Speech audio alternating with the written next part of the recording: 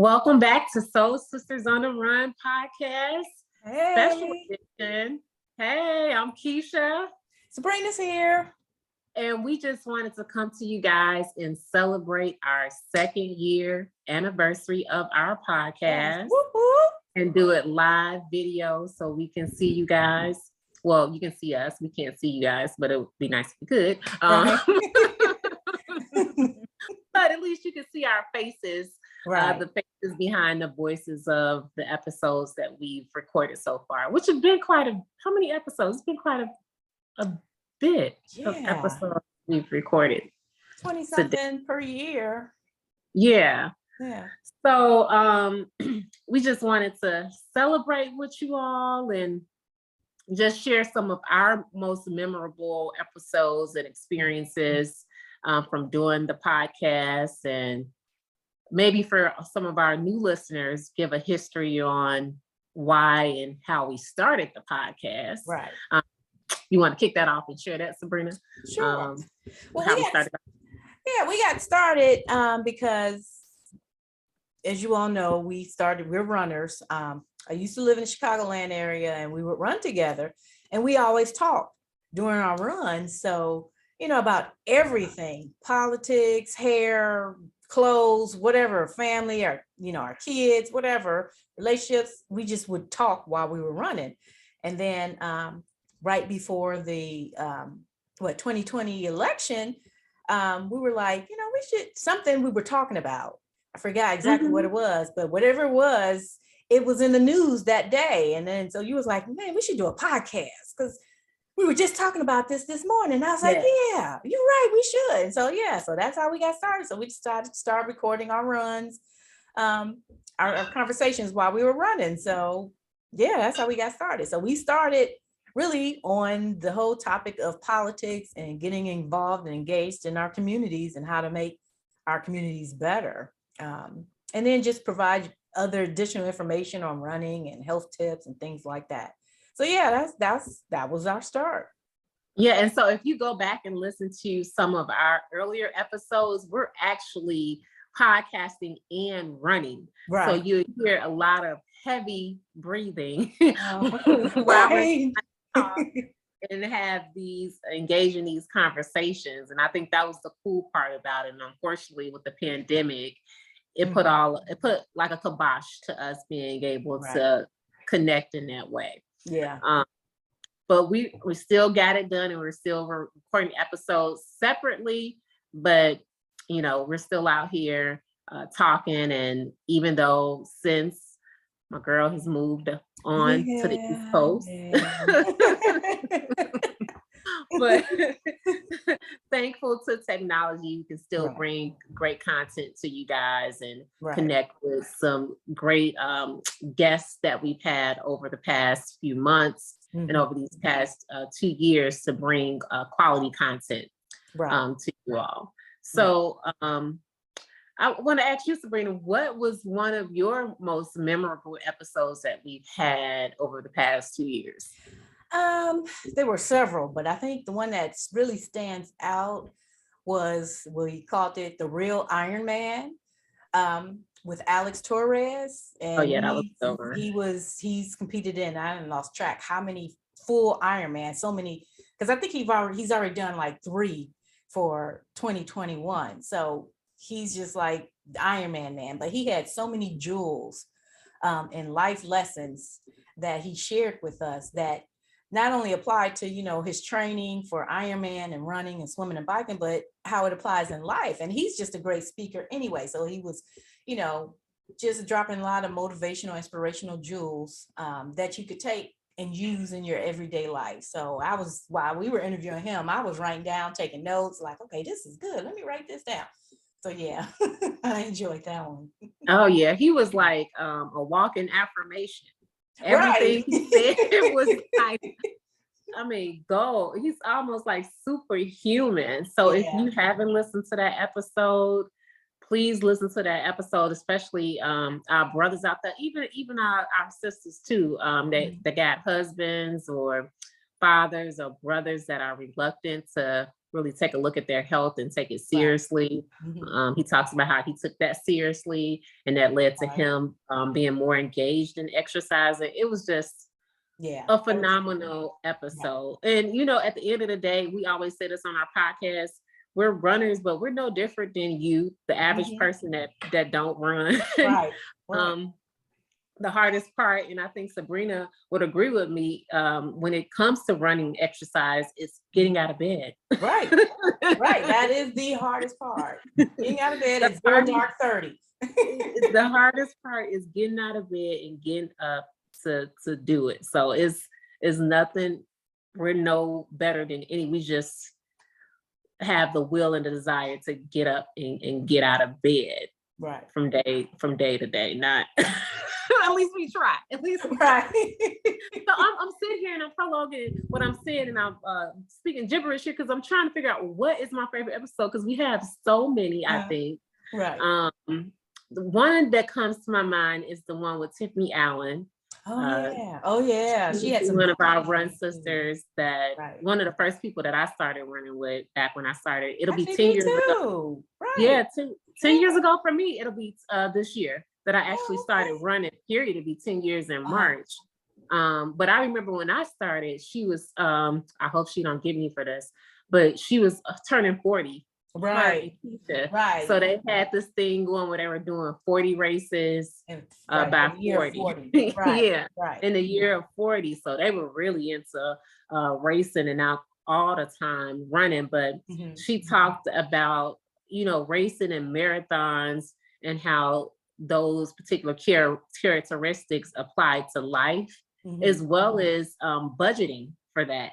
Because all of those races, these races aren't free. Racing in the shoes, the eating, the running, the shoe, eating, supplements, all of that. Yeah. When you're going from place to place, and just, you know, even outside of racing, because she is a financial advisor. She talked about budgeting, just a lot of like tools when you're exercising to just think about, even when you're starting off, to think about it, even when you get into running. Really, any activity, running, biking, you can speak to the swimming, but I think running may almost be the most expensive one, it seems, because we're always replacing shoes, and these races, depending on where they're at, can be very expensive. So just her, and I didn't think about that when I began running, but just her giving that financial advice was really good. That was a good one for me. And then I have one more. It was one that I had with, why is it escaping me? I'm gonna come back to it because it's escaping me. It was a mental health one that we did. I was gonna say the mental health. I was thinking that, yeah. Well, Collar Stewart, the mental health of Collar Stewart. She's a doctor, Dr. Stewart. That one was really good. And we did that one, we recorded that one right in the middle of the pandemic, when everything was going on, when tensions was high. So that one is a really good one. Even now, you know, although we're still in a pandemic and people are still suffering hardships in this pandemic, as a result of this pandemic, people are going through. It's definitely one that you want to take a look at, because she gave a lot of tips, also a lot of resources to look into if you're dealing with mental health, or if you know someone else that needs resources. That's another good episode. That's probably my top two of mine. I think Love on the Run will probably be my second, because it was the couples talking to the different couples. Oh yeah, that. And then Kevin and Tanya, they were hilarious, and they're still hilarious. I still laugh at them on Facebook, because if you all that follow us and you all are Facebook friends with Tanya and Kevin Thomas, they are hilarious. Hilarious. They're constantly playing pranks on each other. So yeah, they were funny, but it was just, you know, uplifting, and just hearing, you know, how couples balance their run home, work life, and all. But I enjoyed that one. So yeah, that was a good one. But we can't exclude, we can't exclude the very first one. Well, yeah.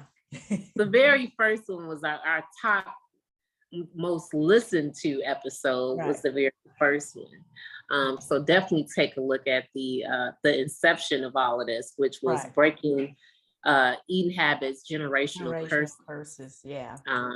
So that's a good one. Even, before you even start even thinking about exercising, just think about what you're eating.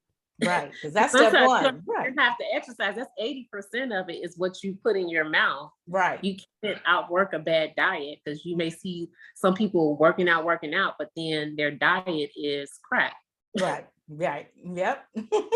So I mean, you can work out to no end, and you look at that person, you're like, man, but they working out and they still look the same. Yeah, because their diet is like, is not what it should be. Whereas I've seen and I've followed people that work out very little, but they eat really well. They eat good. Their eating habits are really good. So it's just like some of our eating habits are developed when we were kids, and we just can't shake it because we weren't introduced to new ways of eating.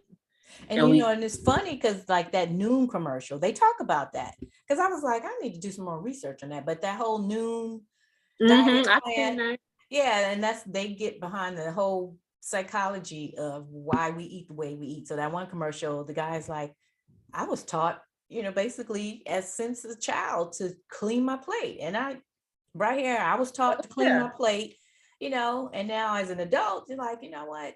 That's not really healthy, because if you're full, you're full. You need to stop when you're full, not to force yourself just to clean a plate. But I think we've all might have heard that from our parents, and that's like with my child, I'm try to be intentional. When I see her looking, when she started taking a step back and breathing heavy, I'm like, okay, you don't even try to eat anymore. It's not, the food gonna be here tomorrow. Yeah, I did that. I started that with Jared early on, because I remember, kind of getting into it with my mom about that. I'm like, he knows when he's full, and when he, as a toddler, he would stop when he was done, and I was okay with that if he didn't eat everything. So I made it a point to not force food on him. So, so now I have to practice that myself, because sometimes it's so good, especially some things like pizza's my weakness. And so when I eat pizza, I'm full, but it's like, but I want another slice. One more. Yeah. Right. So especially if it's really good and it's hot, because sometimes you can pick up pizza when you're picking it up, or even if it's delivered, it can be kind of cold. It's like, because sometimes after you warm it up, it's just not the same. Yeah, right. But if it's piping hot, I'm with you there. Ain't no stopping. And for me in my house, because I'm the only one that's trying to transition to become vegan, 500 years old, God willing, I make it to 100. I get a whole pizza by myself. That's how greedy I am. Me too. I have always done that, and that's why I was like, you know what, I have to stop doing that. So now, because actually I had pizza on Friday, I take my 2 slices out, I put it on my plate, and I put the rest up. So it's like, okay, do not eat directly out the box, especially because, I'm by myself. So I don't need to put it on the plate. So I had to tell myself, take it out the box, put it on a plate, put the box in the refrigerator. Oh, I'm not by myself and I don't put it on the plate. I start off eating it out of the box. I'll take one slice, like, oh, this is good. Then it's dishes from a napkin. Then I go to a plate, and then the box is empty. I put it on the plate. Girl, we all. And I'm by myself. Like I just go ahead and go for the gusto. Yeah. But I have to realize the older I get, I can't keep eating, because I can eat. Well, back in the day, I would eat a whole pizza by myself. Me too. That would be like the whole. So I'm like, Keisha, just slow down. Yeah. You don't need to eat, all of that. But yeah, so those are some of our favorite episodes. You all, like we said, we're on social media. Let us know what your favorite episodes are. Which ones that you maybe learned the most from, or something that you didn't know, or something that just made you laugh or whatever. Because we had some funny people on, like I said. So share with us some of your favorite episodes. We would like to hear that from you guys. And also what other content you would like us to bring. We're really well versed, Sabrina more than myself. She's the fitness guru, instructor, and she's done so many awesome things. that was a former life. That was a former life. If you want to know how to swim, bike, she is the ultimate superwoman. So you can always email us, like she said, message us on Facebook or Instagram. She has that question. I still consider myself a novice in many ways because I don't have as much under my belt as Sabrina. No, she's always done several marathons, so you are no longer a novice. Well, she, like I said, Sabrina has always been an athlete. I have not. I've started this journey like 10 years ago. So that's a different experience. If you're someone that's new coming into this, I can totally relate because I was a person that if I took one step, I would start breathing heavy. Yeah. So to be able to run, it's like a huge, and to run as many races and done what I've done, it's a huge accomplishment because I would never think that I would be able to do that because I could never get my breathing under control. Right. So if you do have any questions about that or anything, definitely hit us up. We definitely want to be more engaged with you all this year, going into our third year. Please feel free to utilize our page as much as you like. It's not just for us, it's for you guys too. Right. We do it for you and to share our stories and our perspectives, not just about running, but like she mentioned, this podcast was birthed out of us talking about a plethora of things, and which cause us to run. Right. Relieve that stress. To relieve the stress of it all. Try to leave it all out on the pavement. And we talk about it that way. But yeah, so. Yeah. So share with us. So like we said, believe in you in 2022. And this year has so many meanings. Our actual anniversary date is January 20th, 2022, 2 years. And the number 222 has so many, it was just a profound meaning because we kind of looked that up. And it kind of means like love, balance, romance, and then just health. So that's like everything that we talk about.